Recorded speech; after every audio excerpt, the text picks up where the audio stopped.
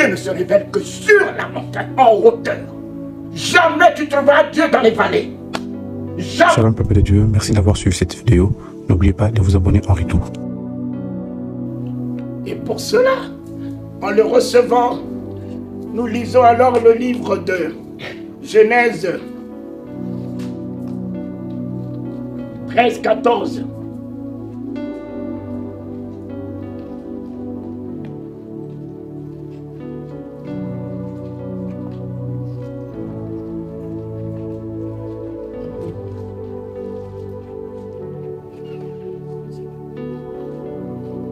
Je lis la parole de Dieu, Genèse 13, verset 14. L'Éternel dit à Abraham, après que Lot se soit séparé de lui, lève les yeux et du lieu où tu es, regarde vers le nord et le midi, vers l'Orient et l'Occident. Car tout le pays que tu vois, je le donnerai à toi et à ta postérité pour toujours.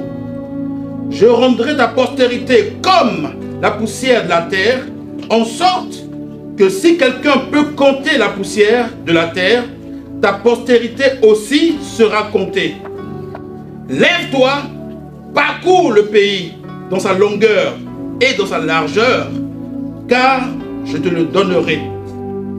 Abraham leva ses tentes et vint habiter parmi les chênes de Mamré qui sont près d'Hébron, et il bâtit là un autel à l'Éternel. Amen. Amen. Lis alors Exode 3, 1.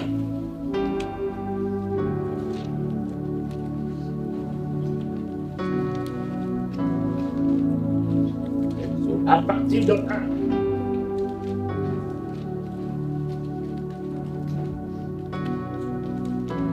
1. Exode 3, à partir du verset 1. Je lis la parole de Dieu. Moïse faisait paître le troupeau de Jéthro, son beau-père, sacrificateur de Madian, et il mena le troupeau derrière le désert et vint à la montagne de Dieu à Horeb. L'ange de l'Éternel lui apparut dans une flamme de feu au milieu d'un buisson. Moïse regarda et voici, le buisson était tout en feu et le buisson ne se consumait point. Moïse dit, je veux me détourner pour voir quelle est cette grande vision et pourquoi le buisson ne se consume point. L'Éternel vit qu'il se détournait pour voir. Et Dieu l'appela du milieu du buisson et dit, Moïse, Moïse. Et il répondit, me voici. Dieu dit, n'approche pas d'ici, ôte tes souliers de tes pieds, car le lieu sur lequel tu te tiens est une terre sainte. Et il ajouta, je suis le Dieu de ton père, le Dieu d'Abraham, le Dieu d'Isaac et le Dieu de Jacob.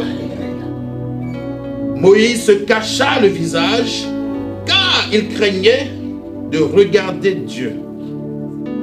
L'Éternel dit, j'ai vu la souffrance de mon peuple qui est en Égypte, et j'ai entendu les cris que lui font pousser ses oppresseurs, car je connais ses douleurs. Je suis descendu pour le délivrer de la main des Égyptiens et pour le faire monter de ce pays dans un bon et vaste pays dans un pays où coule le lait et le miel. Dans Amen. Amen. Oh, mais il y a quelque chose qui doit se faire pour retrouver cette identité dont vous parlez. Il y a un travail personnel à faire. Dieu n'a jamais dit à Abraham, Abraham, quitte ton pays et prends ton neveu Lot avec toi. quitter le pays sur le ainsi dit Dieu. L'ordre que Dieu donne, la parole de Dieu, mon ami, Dieu a une alliance de fidélité avec sa parole. Sa parole n'a pas besoin de panaché. Sa parole n'a pas besoin de philosophie. Sa parole n'a pas besoin d'être interprétée. Sa parole est un message. Car aujourd'hui, il y a plein de prédicateurs qui nous prêchent n'importe quoi. Mais Dieu, et même ceux-là, ils sont devenus des prédateurs. Complètement des prédateurs.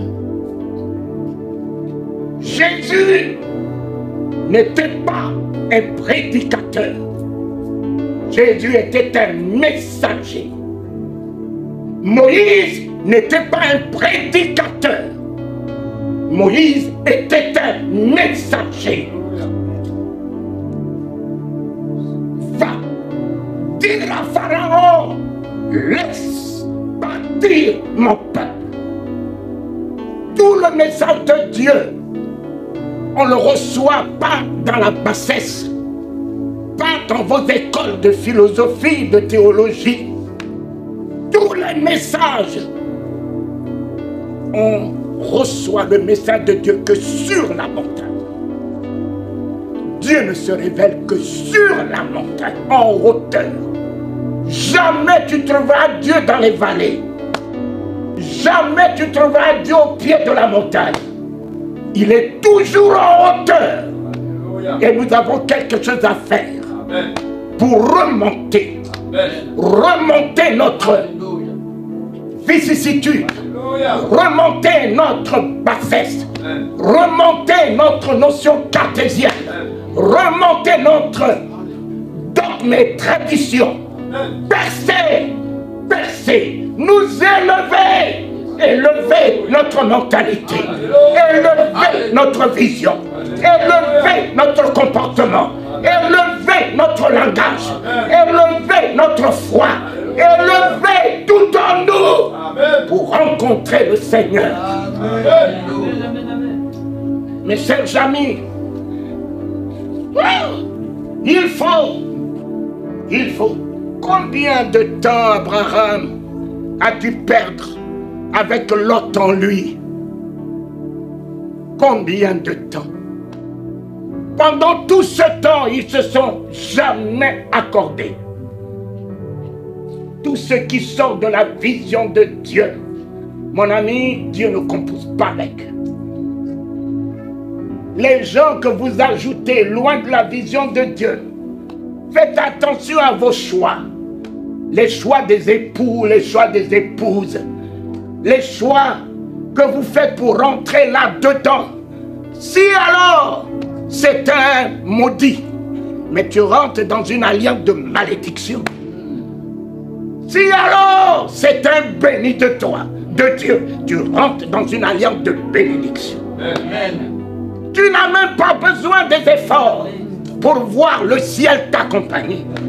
La gloire de Dieu t'accompagner. La vie de Dieu t'accompagner. Tu entendras la voix de Dieu parce que tu es dans l'alliance. Tout ce que tu fais te réussira. Shalom peuple de Dieu, merci d'avoir suivi cette vidéo. N'oubliez pas de vous abonner en retour.